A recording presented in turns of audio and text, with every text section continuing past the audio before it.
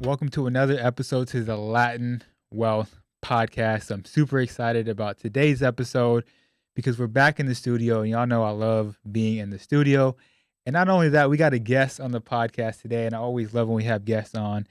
So a little bit about our guest today. She is a boss lady in entrepreneurship. All right, she's got a lot of different businesses going on, but on social media, she is mainly known for being a marketing consultant. And when talking about marketing for your business, she really is a wealth of information and knowledge. Whether you're a solopreneur, CEO, small business owner, she's gonna get you right.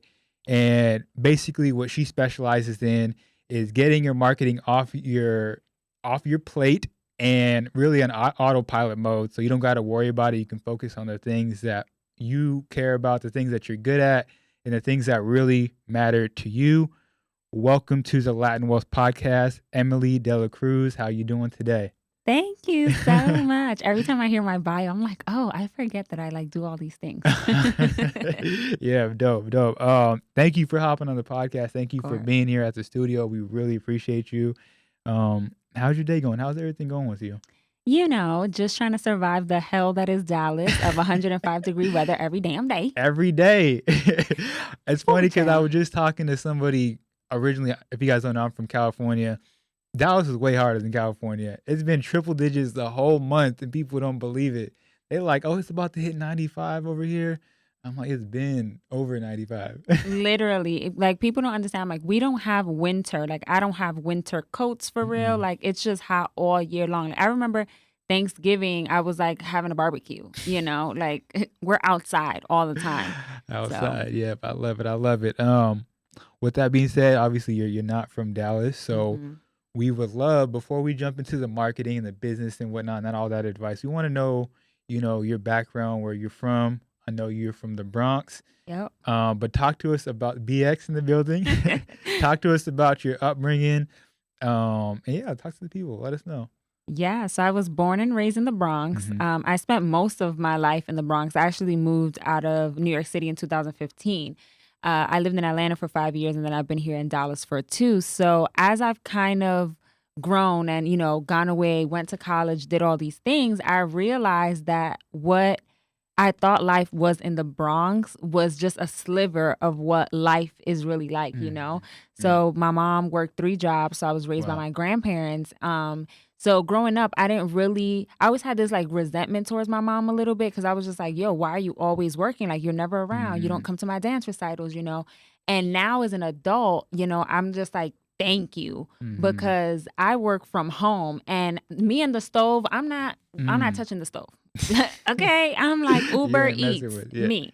Sometimes I'll meal prep, but for the most part, adulting is not what I thought it was gonna be growing up. So, and why is that? Is it because it wasn't taught to you, or just wasn't your thing?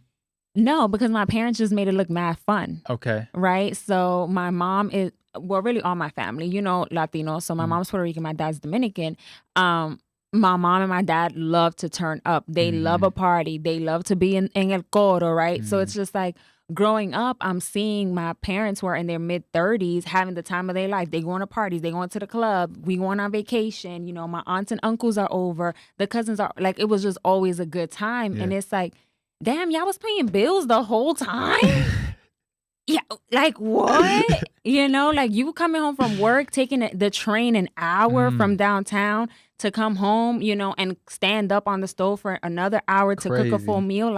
I was like, this can't be life, So I knew that when I became an adult that I wanted to do things differently. And that's why I became an entrepreneur, because I was just I need to find a way. And I've always been an entrepreneur, even when I've worked full time. I've always had a side hustle, because I was just I need to find a way to set myself up for success.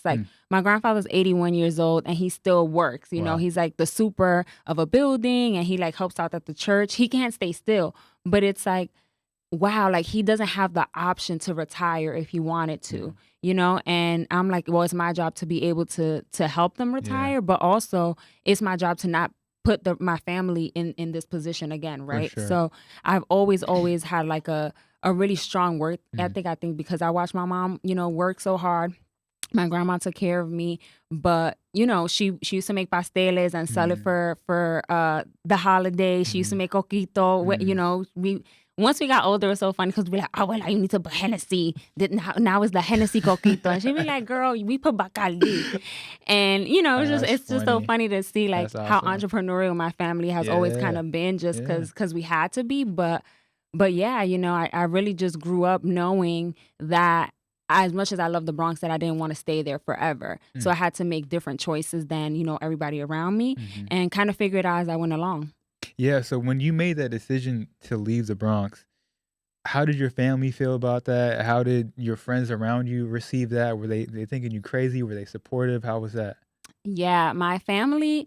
So I'm the type of person, I make decisions and then I tell my family, right? Mm. So when I moved to Atlanta, it was like, hey y'all, I'm thinking of moving to Atlanta. But you Then it already was like, going. hey y'all, I got an apartment. I'm moving to Atlanta January 1st. And they were like, why are you going? Like, they just didn't understand because my mom lives across the street from my grandma. My aunt and my cousin and me lived with my grandparents. Wow. You know, my other uncle lived literally on the next corner. Wow. So we all live super duper close. So they're like, what do you mean you're just going to go live by yourself in Atlanta? And why Atlanta? But it was the best decision I could make because New York was so expensive. You know, I was living in Harlem, had a 3-bedroom apartment with 2 other roommates, and it was bullet holes in the door. Like, you know, it was just not the best place to be. And I was like, I have to be able to put myself in a position to win. And paying $2,400 rent, then I'm splitting with roommates, you know, this Metro card, making 40, 50K a year is just not going to cut it. So my friend that was already living in Atlanta, her rent was, she had a 3-bedroom, 2-bath with parking and a pool, and it was $735 a month in the part of Atlanta she lived in. And I was like, wait. You said what? Wait. I'm like, you pay less than my portion of my rent currently where I live, and you have all these amenities, and you have more space, and you have another bathroom that you don't share with people. Oh, I got to make something shake. So I ended up moving, and literally same thing when I came to Dallas. I'm always moving because I'm chasing some sort of financial come up, some sort of financial opportunity, some sort of wealth opportunity. And moving to Atlanta was really what allowed me to be successful as a full-time entrepreneur because my expenses were low. So I could take more risk. I could try different things. I could really grow into, you know, myself as an entrepreneur because I didn't have that weight of the thousands and thousands of dollars that I would have been spending in New York. So everybody at first didn't understand, but then when they saw everything play out, they're like, oh, wow, that makes sense. Makes sense. Yeah, absolutely. I love that. It's crazy because I'm always like a big person of like, if you want to leave your hometown, go ahead and do that. I think there's massive room for growth there. I know I grew up in Sacramento, California, and a month after I hit 19, I was like seeing what people around me were doing post graduation and how they were living, and you know, babies having babies type of situation. And I was like, I got to get out of here. So I didn't necessarily. I moved back to Southern California. I didn't necessarily leave for like the financial gain like you, but I left for the mental and the mindset, right? So when I moved to Southern California, that was like the first time I even heard the word entrepreneur. Like I didn't even know what that was. I knew about business and like making money and whatnot, but that just goes to show you the level of exposure I had in my environment. And it wasn't until I moved to Southern California where I was exposed to just so much potential, and just was like, damn, like there's a lot of room for me to grow here. So yeah, I love that. I love that you made that move. So one thing about you, you're really vocal about, you know, you trying a bunch of different things. You know, some things, well, really, I think everything kind of worked out for you because you learned something from the past, right? But you're vocal about trying things, right? You're not afraid to try different things, whether it works for you in the moment or it doesn't. You know, where did that mindset come from? From just trial and error, trying to figure out, not being afraid of like, I might do this for a couple months and it's not going to work out. You know, some people are even scared to start something, right? Yeah. Ooh, that's such a good question. I've never really thought about that. Yeah. I I feel mean, like, I think, not to cut you off, I no. think it's important because, um, for me, it's giving me confidence because I've tried and started a bunch of things my life as well. And I always say, like, the reason why I'm confident in my skin and my abilities is because I've failed more times than you even tried. Like, Mm-hmm. failed way more times than you even took a step. So all of those moments allowed me to grow and allowed me to learn, and I thought it was really important. But for you, where did that mindset come from? I feel like I've always tried a lot of things, but they never stuck to my identity. And Mm, I think a lot of times people don't try things or they're afraid to fail because they think, well, if I fail at this thing that I do, it's going to become who I am, yeah, that's right? big. That's big. And I remember, I'm never going to forget, in high school, I wanted to be in all the sports. So I was Mm, on the volleyball team in the fall, then I would be in the cheerleading team in the winter, and then in the spring I would play softball. But the only reason I did all of that was because I always wanted to be around my friends. mm. Our softball team was trash. When I tell you we was like losing every game, I think we maybe won one game the whole season. And I was the pitcher, right? Okay. Tr- Trash, right? And I think that season of softball really taught me that it's Mm, like, even though I kept losing, I was still having fun. I was still with my I friends. love that. We was still looking good in our Mhm, little uniforms, mhm. right? I remember my uncle came to the game once. Child, he stayed for like 3 innings and then he left, right? When I got home, he was like, Emmelie, let me tell you something. What I'm not gonna do is leave work early, Oh, take the train, and see y'all do that. So yeah. he's like, when y'all get better, Waste my I will time. go support. But in the meantime, I'm not finna sit here and do this. Mm, And I remember it was a hilarious conversation, right. but in my family, it's like, oh, it didn't work. Like, it's fine, Mhm, I was always like, getting good grades and things like that. But it's like, yo, you trash at softball. Okay, you good at other things. You're good mhm. at dance. You're good That's at big. this. So I think for me, learning new things has always been about, or even trying new things has always been about the experience of doing it, not necessarily is it going to be good or is it going to be bad. Mhm. I tried to get my Series 65 license because I was like, oh, I want to become a financial advisor.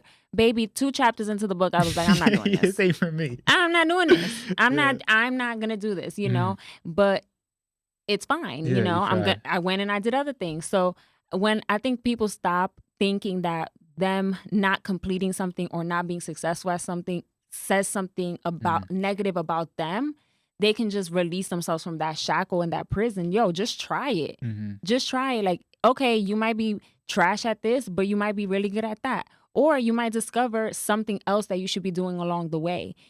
So even though I didn't get my Series 65, I still learned in studying for that test so much that just benefited me and Yep. how I invest and what asset classes exist and what vehicles I could use, to grow my wealth. So yeah, I didn't become a financial advisor or a financial planner, but I was still able to take what I learned from that experience that Mhm. was a failure and still win at the end of the For day. sure. For sure. I love that. So, you're going through your 20s, you're trying different things and whatnot. How did you stumble upon marketing, and like where did this come from and how you eventually grew it into a business? Talk to us about that. I always knew I was going to be in marketing. Mm, Always, always. I've always been, I would say, a pretty decent communicator, but I shied away from communicating because I had an accent. Like, mm. I sounded like what Cardi B sounds like right now. Yeah, I for was a sure. Latina from the Bronx and I was talking like Yeah, this, yeah. and you already know. So then when I got to college, people was like, yo, why you talk like that? And I was like, what do you mean? Everybody in the Bronx talks like me? That's And funny. as I Yeah. started taking speech classes and things like that, I was able to refine the way that I communicate. Mhm. And I realized that a lot of times I could communicate well, but people will get distracted by my message because of how I was delivering it. Mm. Right. So what I may be saying was great, but they're looking at me and they're seeing ghetto girl from the Bronx. So they automatically would, disregard Right. what I'm saying because of how I was delivering it. Mm. So in college, as I was taking like all my communication courses, 'cause I was a public relations major, I thought, I was going to go work for a fashion magazine and I was going to be a publicist. But in 2011, 2012, social media became the new communication channel. So what I was studying kind of became obsolete. You weren't breaking news with a press release Right. anymore. You were breaking news on Twitter. So as I was using Twitter in college and, started using Instagram post grad, I started to realize, okay, there's something here. And what I was learning and as I was like interning and like doing different things, I just started to share that online, like Mm. as a blog. And eventually I was like, I kind of know a little bit of something. Right. You know, I kind of know a little bit of something. I don't know everything, but I know a little bit of something. Awesome. So since I was a junior in college, I had been interning basically almost full time for a small business, and she was a small business coach. And I learned a lot about what I know about business from working with her. And throughout my career, I've basically just taken whatever I'm doing for work in that specific moment in time. I try to consult and I try to help smaller businesses apply what I'm doing at these big companies with these big budgets. So entrepreneurship really kind of found me, I would say, because I just loved what I did. And I talked about it so much that people were like, girl, well, do my marketing. Help me do it, you know? And once I ended up getting laid off 2 times in 1 year in 2016. Wow. I got laid off in February, right after I moved to Atlanta. And then I got a job maybe in August of that same year. And then in November, I'm going to never forget, it was Black Friday. I got the call like, yeah, at the end of the year, ain't no job no more. We're restructuring, you know, your position's going to be eliminated. So I really hustled in full-time entrepreneurship because I was like, oh, I'm going to do this until I get another job. But then it came to be that what I was doing outpaced the salary that I would have been earning at the time. So I could go make $55,000, you know, at a job, or I could slang these courses and, you know, do this consulting on the side and make the same amount of money off of, you know, Instagram and LinkedIn and Facebook. God's plan. Wow. That's dope. Yeah. Man, I love it. Okay. So let's get into some practical advice for some business owners out there that are listening. Let's jump into some marketing. First question I got for you, why do so many business owners struggle with marketing? Why is it such a struggle? Because me being in the marketing space as well, it's like the number one thing that people fear. Like either they don't find value in it, or they invested in it didn't work out for them, or they just it just doesn't, I don't know, it doesn't resonate with them, I guess. So why is it that, you know, some business owners struggle with it? And yeah, talk to us about that. Yeah, the main thing that I'm seeing is that so many entrepreneurs, they want to be everything in their business to cut costs, right? So if you make hats, they want to make the hats. They want to run the Instagram. They want to do the emails. They want to do everything because it's like, well, I don't have enough money, right? And often when people are in that position is because they jumped into entrepreneurship out of desperation or out of necessity, right? You didn't have savings, you didn't have capital, you didn't have cushion. So it's like, I don't have money to hire a social media manager off the bat or run ads or whatever.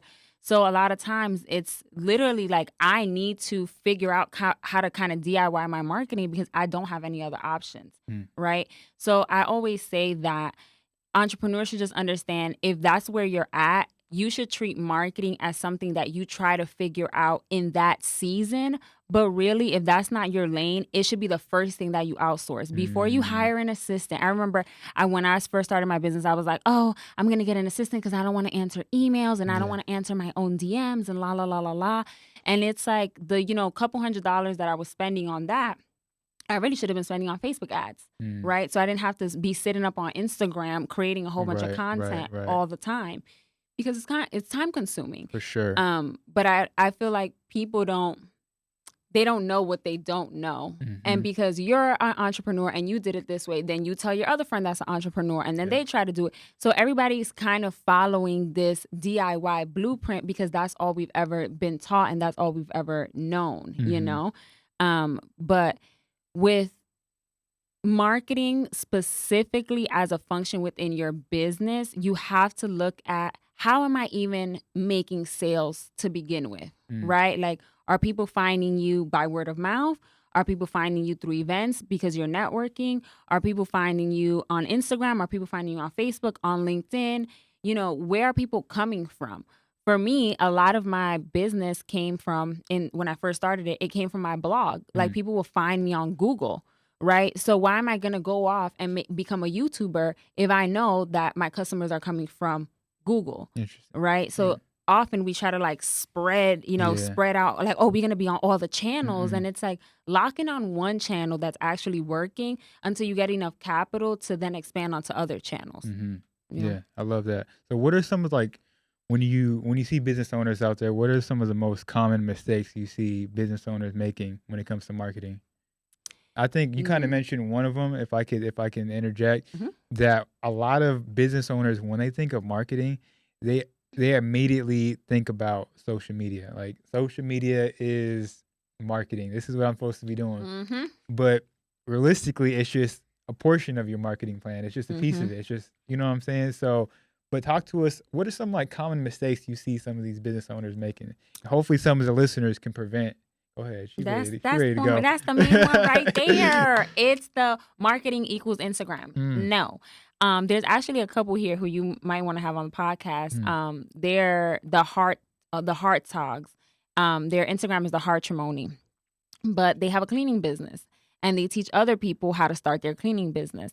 And they teach people how to do like Yelp ads or like Google pay-per-click and stuff like that. And it's like, because you have a physical or a location-based business, you trying to create reels when really you just need to figure out, how can I get a Google My Business account so that when people are Googling cleaning service, dry cleaning service, whatever, you pop up, right? So I'm working on an event space right now, and we don't have an Instagram. It's how can I get search engine optimization? How can I get geolocation marketing?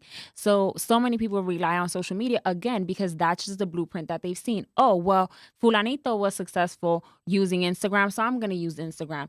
This Fulano de Tal was, went viral, so I'm trying to go viral. Right. And it's just like, it don't make sense. It literally doesn't make sense. So that's definitely the first thing, trying to, ignoring, again, what really actually works for your business and what channels function for your type of business.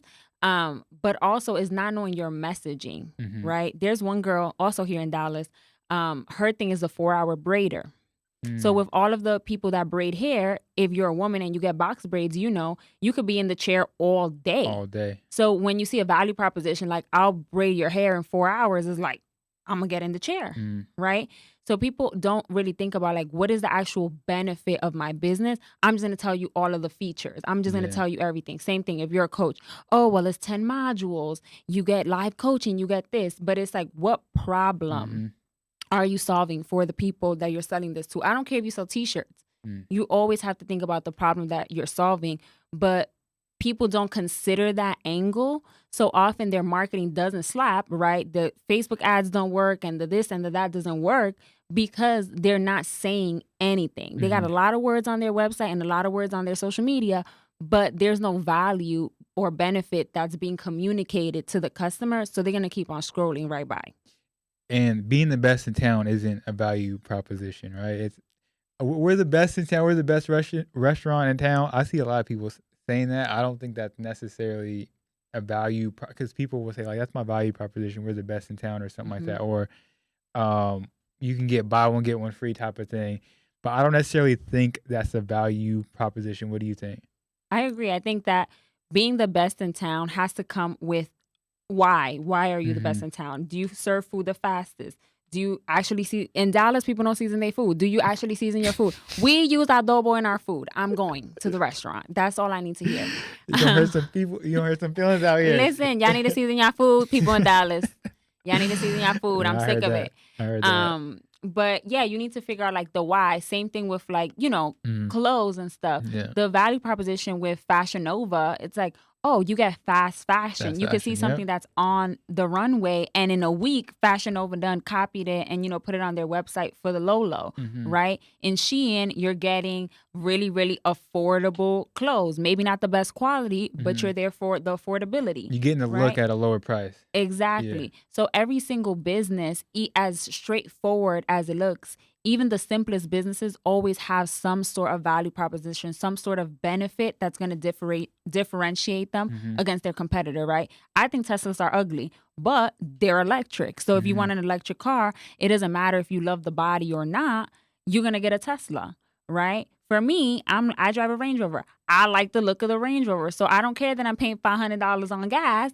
because that's the benefit that I'm looking for. I'm looking for a luxury look, So again, everybody has to understand their consumer and what their consumer values, and make sure that what their consumer values and what they're looking for aligns with their marketing message. But in order for you to know what your consumer values and is looking for, You need to talk to your customer. That's big. Right? That's but we don't big. want to get on sales calls. We own the restaurant, but we don't want to come out. Right? We don't want to get reviews on our websites. We don't want to face our customers because we're so busy running our businesses, but they're really the bloodline of what makes our businesses work. That's why when people hear my marketing, they're like, oh my gosh, I feel like you're in my head, because I talk to my target market all day long. You're addressing their problems. Mm-hmm. Wow. So I love that. And I think that's a lot of people don't do that as entrepreneurs. Like when they're stepping into entrepreneurship, they don't do that research of like going out and asking questions. Is this even something that people want? Is this a service that people want to, purchase? And like, they don't ask any of those questions. Yeah, I had to learn that the hard way. But let's step into some practical steps for some business owners out there. Like for someone that can't afford a marketing agency, maybe they can't necessarily afford your services right now. They're maybe a solopreneur, small business owners. What are like 4 to 5 steps that you would recommend they take to jumpstart their marketing, I would say? Yes. So the first step would absolutely be to figure out your value proposition. So go on Instagram, send out texts, send out emails to your target customer. Hey, I want to interview 5X. I want to interview 5 moms, 5 natural hair people, 5 people who wear hats, whatever. Like I want to interview 5 people. It's not a sales conversation. I just want to learn more about you and learn more about what you need. When you get on that phone call, it's going to be about 30 minutes to an hour. You're literally just going to let your target customer talk. What are you frustrated by? What have you tried before to solve your problem? What are you looking for to solve your problem now?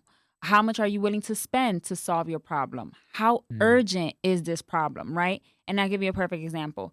If I sell maternity clothes, my target audience cannot be all women. Oh, everyone is my target audience, all women, because women eventually are all going to get pregnant. Well, that's not true.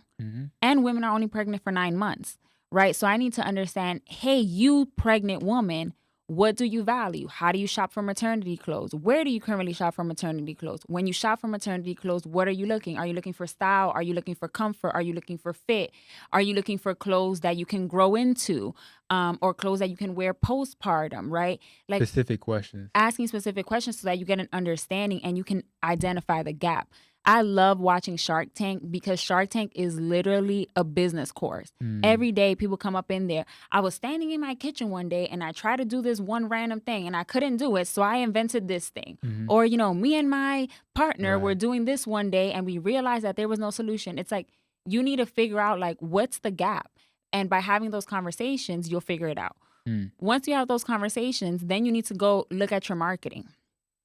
Is my marketing me showing up, posting on Instagram? Do I have a website? Do I have an email list, right? Do I have a text message list? How am I capturing people and communicating with them outside of hoping that they see my post on Instagram, right? And then compare and contrast. If they told me that they value these things and they're looking for this thing, or they're prioritizing this when they're shopping, but my website, my emails, nothing in my marketing communicates what they said, I got to start doing some work, right? I got to get busy behind the scenes, right?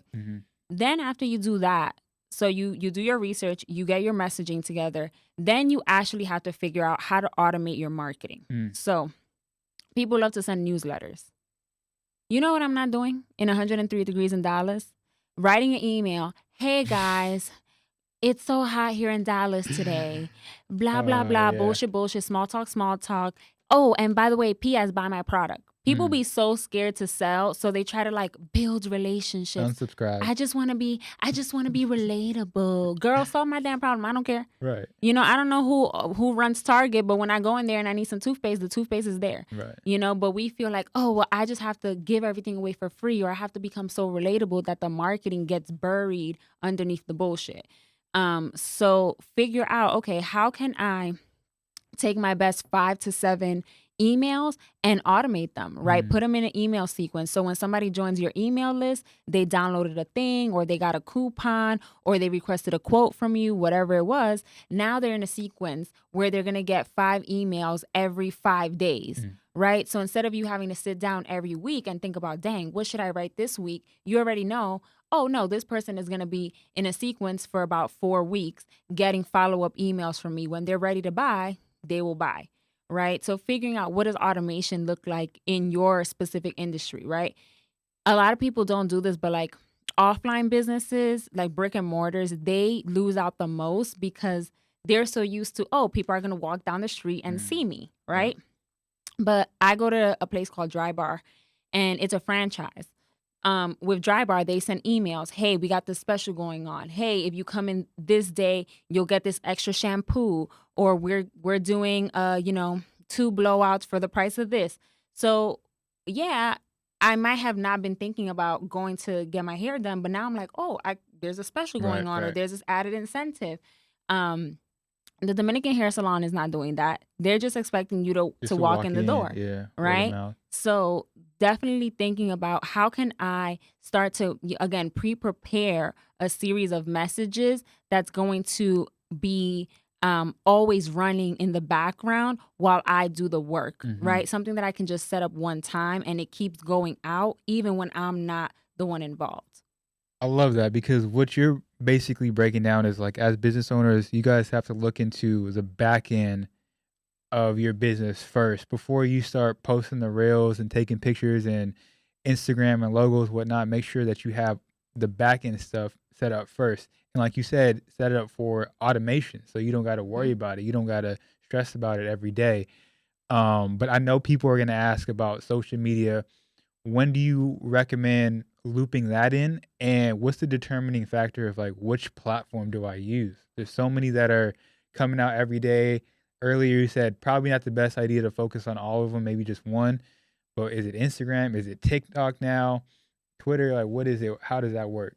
Yeah. So I think each social media platform has some how do you say it? Some purpose, right? That people are getting on there. Right. So on Instagram, yeah, maybe we hate the feed right now, but Instagram is, in my opinion, the best place for you to be able to engage and connect, right? People be like, how you know so-and-so? Girl, I met her on Instagram, Yeah. Instagram, you're talking in the DMs. You're doing things that you can't necessarily do on other platforms. Like, I may love somebody's YouTube content, but there's no messaging feature for me to go back and forth with them in the DMs, right?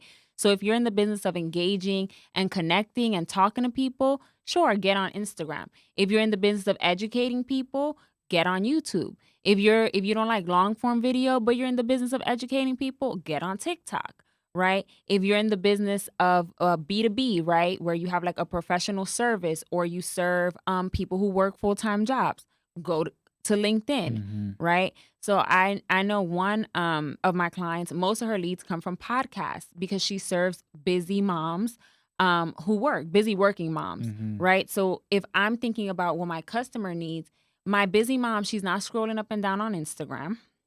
If she works full time, she's probably not going to see my reels.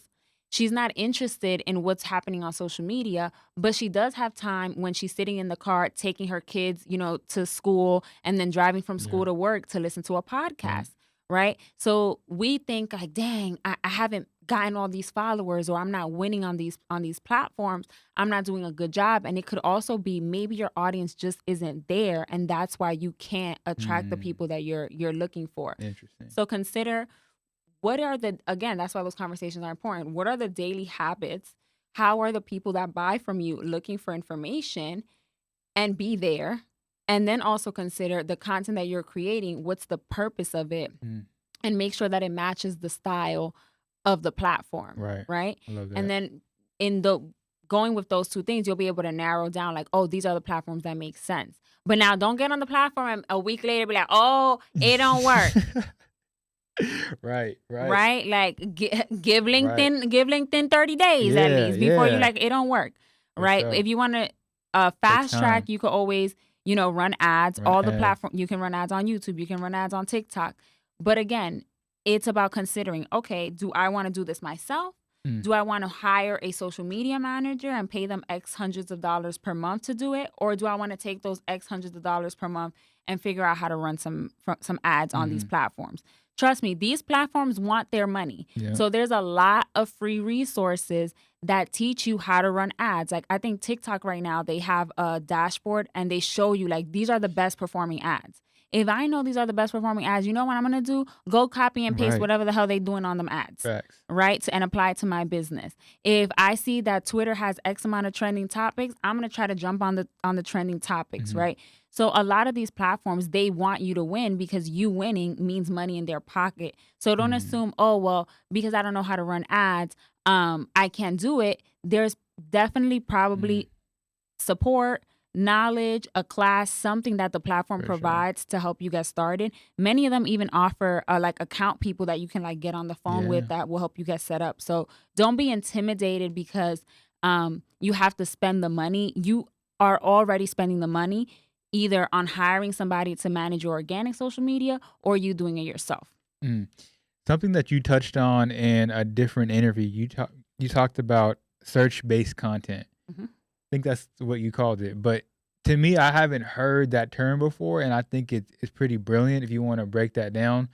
Yeah, go ahead. Talk about it. Yeah, so you have to look at your content. Is it going to be something that's search-based or is it something that's going to be engagement-based, right? So a lot of people win on Instagram because it's engagement-based, right? People like, people comment. The more that it gets shown on the feed, the more people that I reach, the more people that I go viral on, right? But when people win in search-based content is when you go into the Google search bar and you look for XYZ, and what are the things that pop up? YouTube videos, blog posts, and podcasts. That's a bar. I hope y'all taking notes. Right? If I'm searching for, best la la la in Dallas, what's showing up? Google Maps and websites. But we put all of our effort into engagement-based content and engagement-based platforms. I could be killing it on Instagram. If you search marketing consultant, you're not going to, Instagram is not going to come up in Google. Nope. Right? And I don't even know the number anymore. But most searches, when people want to buy something, most customer journeys, most purchase journeys start with a Google search. Yep. Now some people, they go and they'll build like a Pinterest board. I know some people, will search like on the Instagram search bar or on TikTok. I'm not going to lie. I use TikTok. Like I was going to bring up the reason why I brought this up, not to cut you off again. No, don't worry. It's because I think TikTok is a platform that's going to move into that more search-based. Because when I first moved out here to Dallas, I needed a barber. So I went on barbers in Dallas on TikTok and a bunch came up. Restaurants in Dallas, right? And even the type of content that I'm creating, I'm still getting followers and likes from older pieces of content that I created a long time ago. So it just goes to show that people are starting, I think they're starting to use it on there, but I agree with you. Like Instagram is not the place that I would go to like search a barber in Dallas or something like that. Right. For me personally, it'd be Google or TikTok. Yeah, the recommendation engine right now on Instagram just doesn't lean toward that, what we call discoverability, right? But again, for the most part, when you think about your audiences, if I'm serving people who are my mom's age, she's not searching on TikTok, right? She's searching on Google. Or if if I talk to my target customer, which is other entrepreneurs, a lot of them are listening to podcasts. So I know, okay, podcasts are valuable. So it all really depends on like your business and things like that. But that's why it's so important to ask the question, like, how do you find information? How have you been looking for a solution? Because if they're like, girl, I've been, I've been looking on Pinterest, then go be on Pinterest. But a lot of our content goes to die because we create it and then it gets buried in our feed, I have some fire content from 2015, some fire carousels that nobody's reading, right? Because it's buried all the way down in my feed. There's no way for me to search in the search bar on Instagram and using keywords, it'll pull up the caption from that post and show it to somebody. TikTok does that. They do. Again, Google will do it with podcasts and videos and stuff, but we don't consider how much effort we're putting into these pieces of content that die so quickly. Most pieces of content on most social media platforms quote unquote die within at least a day, like a day or 2 days. Wow. Right. So it's just like, okay, All that so I work. need to just keep doing this over and over and over again to be relevant. Mm. Or could I write one good ass blog post or record one good ass search engine optimized podcast recap and get found, you know? Interesting. So I want to transition a little bit. I want to know your opinion on the future of marketing. Like, I know TikTok is kind of the thing now, but what's next? What do you see is going to be working in the future? Like, what are some things that you're maybe even researching right now that you're not implementing, but you want to learn more about? What's like the future? Yeah, I think we're going to move back off of the internet. I think a lot of what we do and a lot of how we engage happens online. But I think we're going to start moving back to offline, back to events, back to conferences. You know, now that we were cooped up in the house for 2 years with COVID, I think people just have that itch for in-person experiences and connections more now than ever before, especially when we have like a workforce that's like full-time remote. Like I work full-time remote. So getting out of the house is like a treat for me, It's you fun. know, Yeah. versus before it was like, oh, I gotta get in the car. Now I'm like, oh, yay, I get to go be in traffic, you know? Right. So I think people That's are moving more towards like experiences. That's why we've seen retreats, like the tourism business is a billion, like a something $1 billion industry. And it blew up right after COVID. Why? Because people trying to be out the house, you know?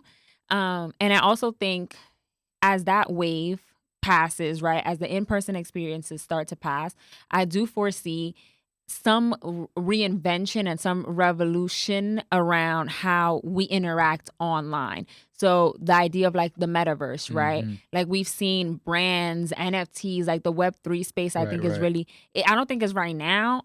I think it's definitely like maybe like a 10-year play for it to fully play out and be like a everyday part of our life.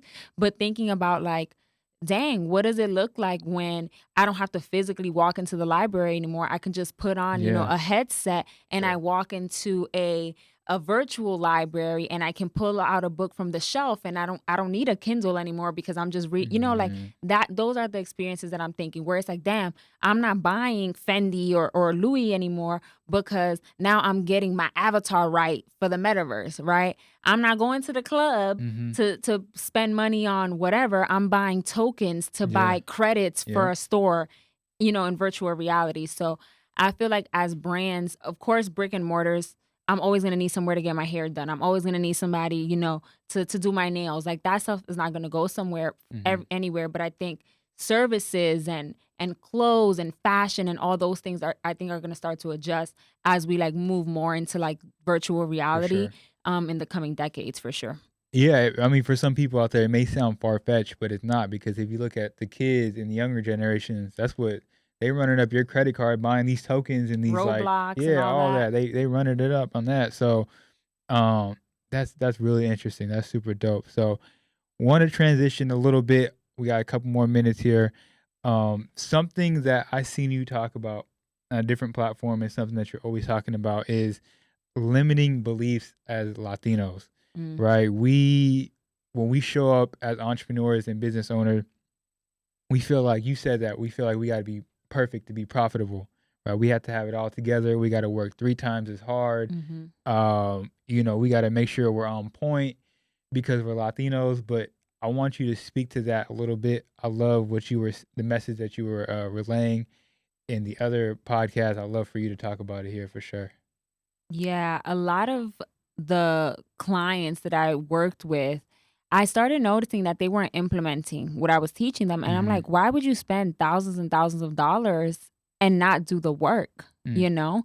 And in my own journey, you know, with therapy and things, I learned that, you know, we, up until the age of about 8, right, we're being programmed how we view the world, right? So as adults, basically, you have on this like set of like goggles or lenses through which you're seeing the world, right? So if you're pessimistic or if you're optimistic or if you're a risk taker or if you're, you know, whatever, you're always looking at opportunities from that lens, regardless of how you try to convince yourself otherwise, right? Because growing up, you know, in my family, it was always la piñata agria, right? My grandma loved to say, La piña está agria, aka, the pineapple is sour. The times are hard right now, So growing up, I always had this belief that like there's never enough. There's never enough. There's never enough money. There's never enough time. There's never enough anything. So I had to work on what I believed, because if I keep believing that there's never enough money, how am I going to build wealth? If I keep believing that there's never enough time, how am I supposed to find balance, right? And find peace and not feel like I'm constantly rushing? So when I look at entrepreneurs, when you're raised in a household, especially as a woman, you're raised to not make too much noise, to not be in the way. No te en el medio. Right? The adults are talking. You can't talk, right? When you're constantly silenced, when you're constantly in a culture where you're pushed to assimilate, right? You always feel like you're not enough. So when it's time for you to show up in your business, you carry that weight of not feeling like enough with you. Yeah. So we have to work on what is the identity that we've developed? What are the beliefs that we believe about ourselves, that we believe about money, that we believe about time, about family? Because we're making decisions through the lens of those beliefs every single day, even if we don't realize that they're happening and that they're really holding us back. And did you feel like you grew up with some of those limiting beliefs? Yes, those were literally my limiting beliefs. There's not enough time. There's not enough money. Men ain't shit. I grew up, my dad has five baby mothers and 7 kids. So do the math. I have a brother that's a couple of months older than me. So yeah, I would always approach relationships like, these men ain't shit. They all cheat. They all this. So, I would never be fully invested in any situation because I would just assume, well, it's just a matter of time before this person cheats, right? Or I would get jobs and I wouldn't negotiate because I would just assume that, well, there's not enough money. Like they're offering me what they have. Or I would price my products and services super low. Like I remember I was charging $9.97 for a class, not a class, a group coaching program. And somebody was charging $10,000 for a very, very similar program. Yeah. And I had to look at myself and be like, well, why? Like, why do I not think that my work is valuable enough to charge more? And it literally took me months in therapy. My therapist would be like, did you raise your prices yet? Did you raise your prices yet? I'd be like, oh my God, no, I'm so scared. Nobody's going to pay that. And then people would pay me $2,500 and then people pay me $5,000 and then people pay me $7,500. Now people pay me $25K a quarter. And it's like, wow, there was a point in time where I thought, $25 was a lot to charge for a workshop or a class. So as you start to work on your beliefs and as you start to shift how you see the world and really like shift into abundance, you start to understand that there's limitless amounts of everything. And it's just your job to get your peace, whatever that peace is. Yeah. And how did you overcome those limiting beliefs? You mentioned therapy. I learned a lot on YouTube. So I'm like a YouTube girl. So I learned a lot about like quantum physics, emotional reprogramming. So 2 big resources that I always recommend is a Personal Development School by Thais Gibson. She is a therapist from Canada. And she has a whole program. I think it's maybe like $75 a month, if not less than that. And it's literally a whole library of classes on emotional reprogramming, subconscious beliefs, like all of this stuff that I'm talking about, learning about it in practice. Then also therapy, right? So I have a platform called Cerebral, and I started using them a while ago, but they're, I want to say maybe like $250 a month. And, I meet with my therapist once a week, which was super affordable for me because I remember when I first started therapy, it was $150 a session. So me being able to get 4 sessions a month for $250 is great. Good deal, So those are the 2 biggest resources I think that have really helped me, because it's one thing to be on YouTube like Googling, right? And it's another thing to sit down with somebody and talk it out. And they're like, oh, that's a limiting belief. Yeah. I'm like, oh, I just feel like I should be farther along right now, right? I just feel like I should be doing this. And it's like, but why? Why exactly? My therapist be saying the same thing. I be saying stuff and she always I love it because they dig deep and they want to figure out what is the reason behind your reasoning. And it's just crazy because I'm like, damn, I didn't know that's where it came from, right? I love that. Mm-hmm. What does an abundant mindset mean to you? What does it look like to you? Ooh, I think for me, abundance is understanding, especially like for me, like I'm Christian. So I really believe that like God is not going to forsake us, right?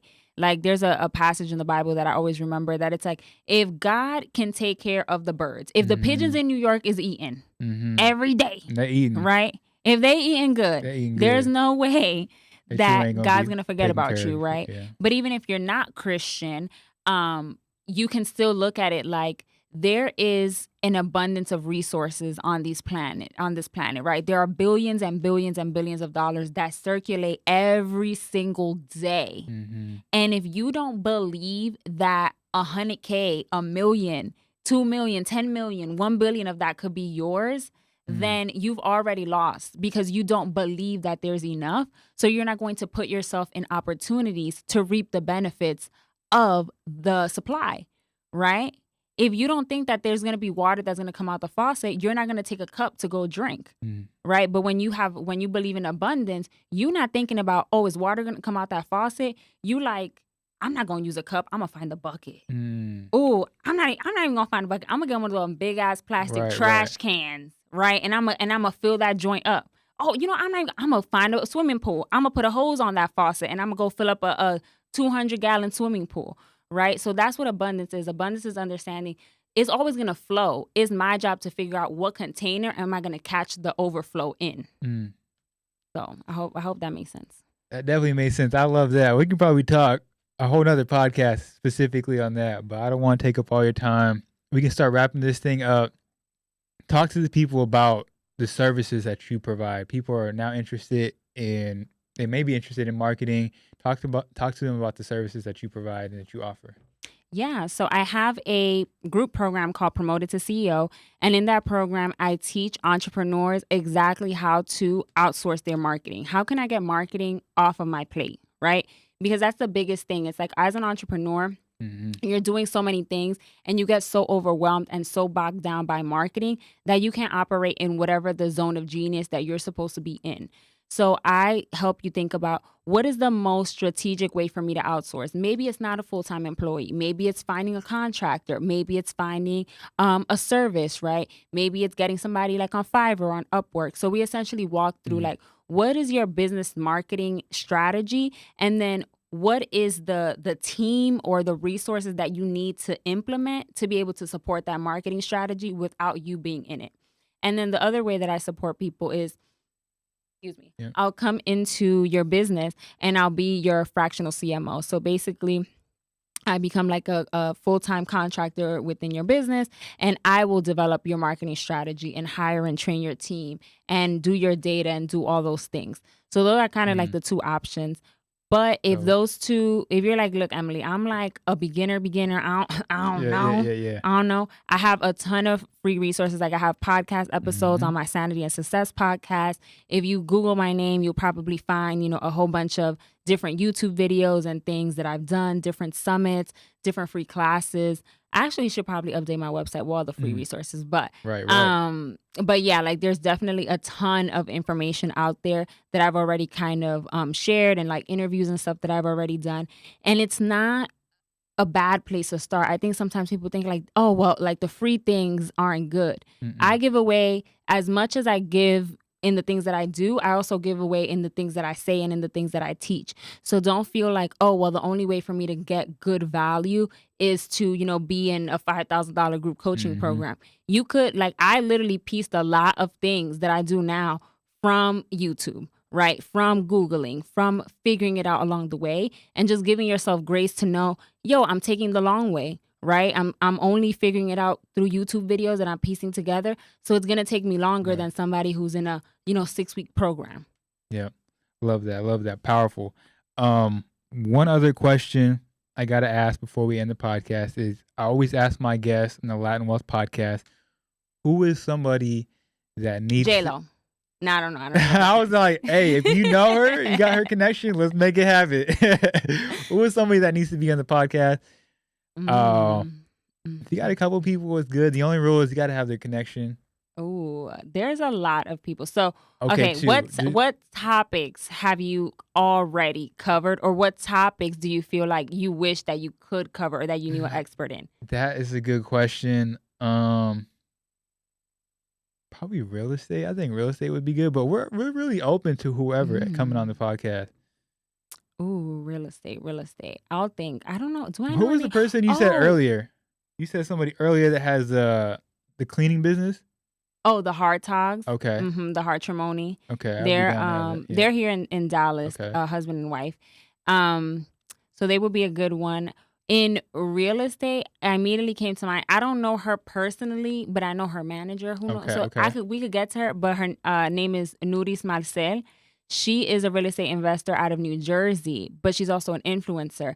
So I think I don't know how long she's been in the game, but I know she has like double digits in property, and she has Mm, like a really engaging like YouTube channel and content and stuff like that. She's having a baby now too. okay. Okay. But she's great because she's like one of the only women that like she did a walkthrough like with her contractor. She's Dominican, so she talks about like how people, she's beautiful, how people try to get over on her with Mm, deals, like being able to navigate like a male dominated industry. She shows the before and after when she does like rentals and stuff. So I really love her real estate content. okay. My friend Ada Rojas, so she's actually a soul-led coach. So a lot of what I've been talking about in terms of like limiting beliefs and things like that, she addresses that. She coaches business owners on how to kind of remove those blocks so that they can grow their Mm, business.